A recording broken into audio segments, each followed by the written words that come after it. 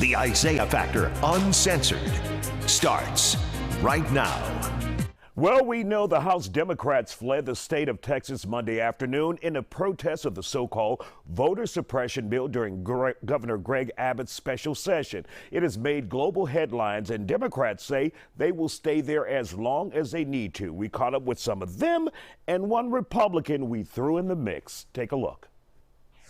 And joining us here on The Factor Uncensored, we have three Texas Democrats who are in Washington, D.C., and of course, State Senator Paul Bettencourt, Republican in Austin.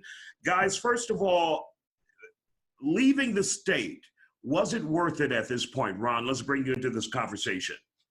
Isaiah, it was absolutely worth it. We have once again managed to stifle a voter suppression bill. This bill will not be able to advance, even though they passed it in the Senate. It is dead in the House.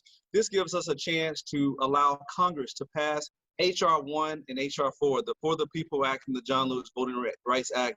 This will prohibit states like Texas and other states from passing voter suppression laws. So yes, it was worth it, and we will continue to hold out as long as it takes to stop the Republicans from advancing Jim Crow 2.0 in Texas and any other state in this country. And what about all of the other bills, though, that you guys have a vested interest in that you leave behind where the work is not done? For example, like an additional pay or check for retired teachers, dealing with the bail issue here in the state of Texas. Will it be worth it, though, when you leave all of that work behind on the table?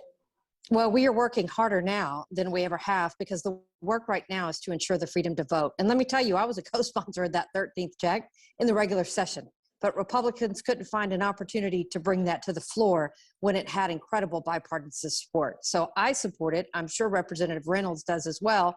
But let me tell you what other business we support. We'd like to see a special session called on the power grid. We'd like to deal with healthcare coverage for millions who don't currently have it. We'd like to deal with the incredible rise in gun violence. And so the reason that we had to break quorum is because Republicans are not interested in solving the state's real problems. What they are interested in is passing legislation that will take the freedom of the right to vote away from millions of Texans. And so this is truly a tipping point in our democracy. We did not have a choice but to do this. And so we look forward to continuing the work on behalf of the people of Texas. And right now, because of Governor Abbott, this is the only place that we can do it genuinely. Jarvis, the governor wants you arrested, and he says he will call special session after special session to get this work done. Your thoughts? There were many before me that came, that worked, that shed blood, that tears, sweat, that I stand on their shoulders. So at the end of the day, if the governor thinks that he can use language like corralling me like I'm an animal, or like any of my colleagues are animals, he got another thing coming, and he's sadly mistaken. Those that came before me went through more and sacrificed far greater than what we're doing right now. There are people that died that we don't even know how much they gave up. And so I will, and I'm sure my colleagues will do the same, that we're here for the long haul. This is not showmanship legislation. This is not showmanship government. This is real. This bill and this type of legislation will affect people for generations to come. But the governor and the Republicans simply want to try to pass this legislation under the auspices that this is voter integrity, when it's just simply voter suppression, because there's been no evidence of voter fraud in this city, in this state, and in this country. And the governor and even now the attorney general are using people like Hervis Rogers as their pawns in their game to justify their actions. And so this is a part of the big lie, but we're in it for the long haul. Senator Bettencourt, Republican, what do you have to say to these Democrats who are in Washington, D.C. and not here in the state of Texas? They should have been here, just like we had 4 members of the Senate from the Democrat Party here today. We voted out unanimously bills like property tax relief for homeowners, both under 65 and over 65. We voted out unanimously bond reform today. And they're missing a chance to do what the public wants them to do, which is shut down these crazy judges in Harris County and others, letting people out of jail like popcorn on personal reconnaissance bonds and giving property tax relief. Because they're in Washington, we won't be able to get these bills passed by July 22nd so that the public can vote on bond reform and property tax relief with constitutional amendments.